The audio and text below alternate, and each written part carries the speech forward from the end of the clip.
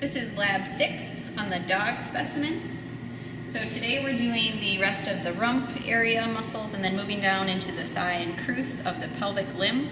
So we're beginning with a dorsal view here of the rump. And for a review, you've already reflected in the last lab your biceps femoris here.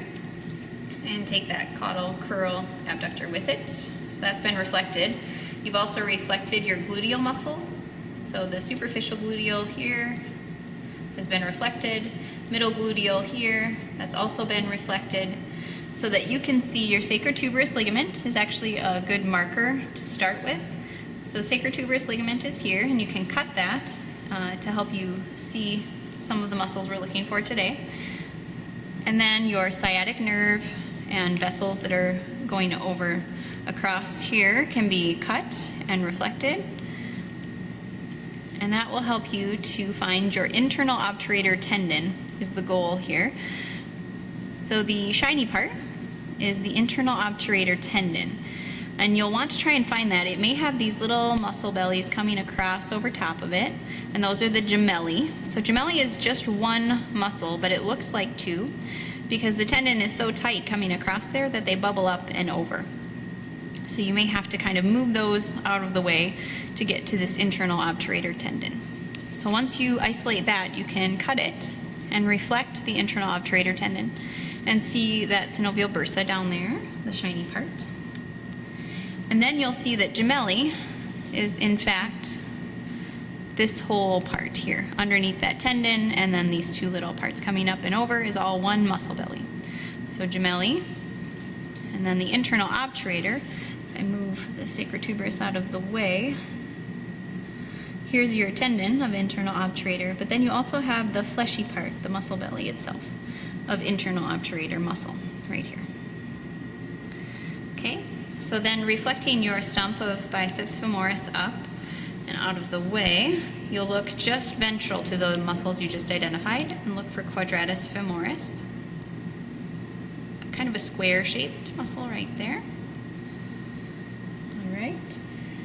And then we'll move down to the ventral side on the medial aspect, where you were transecting and reflecting on the last lab. So here's gracilis, that was reflected. And you also cut and reflected your adductor muscle, which is this big muscle here. And as you did that, you were being careful not to transect your external obturator muscle. So that was underneath, which is this fan-shaped muscle right here. So external obturator there, just underneath adductor. So again, just cranial to adductor, you had pectineus that's been transected, and then you have your femoral triangle here with your femoral vessels. So just deep to that femoral triangle, if you lift those up, you can see iliopsoas. So iliopsoas here, and we have two parts here that are visible. So iliacus is the more fleshy part here, and then psoas major is kind of shiny and tendinous in this view. So psoas major, iliacus, making up iliopsoas. Okay, then we'll move a little more cranially. So you've transected and reflected your sartorius muscle, and you've transected and reflected your tensor fascia lata muscle. And those should be out of the way. Then you have quadriceps femoris under those. So we're looking at it, and quadriceps femoris, the analogy is a hot dog in a bun. So here you have the hot dog part, which is the rectus femoris head, right here, and then this would be the bun. So rectus femoris, you're cutting and reflecting the stumps, and then you'll be able to see all three parts of the bun. So take that out and reflect. So rectus femoris being cut and reflected. And then on the bun of quadriceps femoris, you have a lateral side, which is vastus lateralis here. You have a medial side, which is vastus medialis here. And then in between those, you have the bottom of the bun is called vastus intermedius. So that would be just this bottom portion in between the medial and lateral sides. All right, we'll put rectus femoris back in.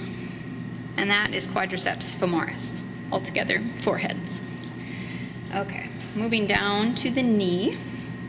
and the crus. So we'll look at the patella on the next lab, but you'll see the patellar ligament extending down here, but we'll look at that closer on the next lab.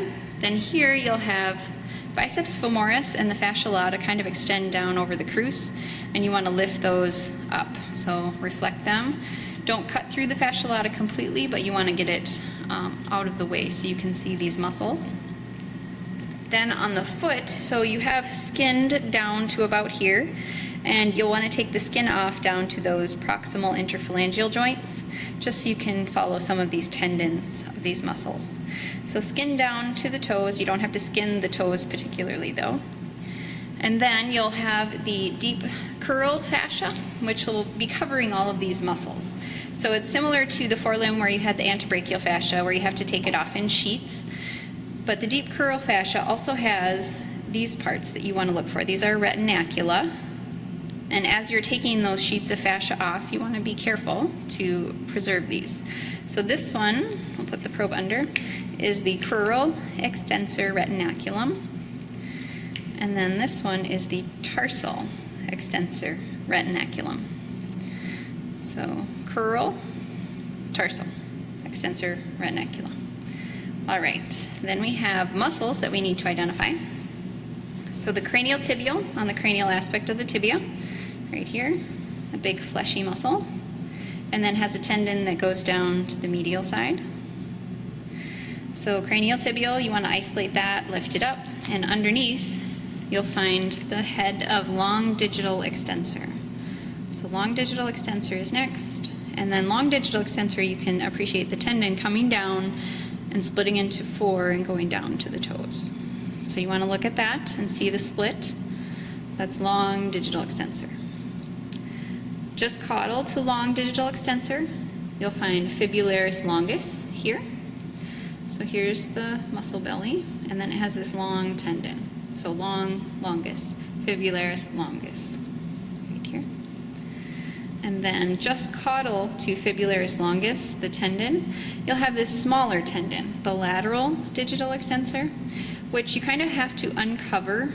So you get in between here and lift up your fibularis longus head, and there'll be this small little head of muscle, which is lateral digital extensor, right here, coming down.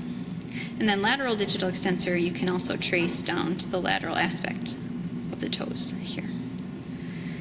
So then if you lift up those tendons and move them out of the way, then you'll have fibularis brevis, right here. So a little bit smaller and has a short tendon. So brevis means short, so it's helpful to remember. So brevis, short tendon, and longus, again, is long tendon. So hopefully that'll help you remember those. And that should be it for lab 6.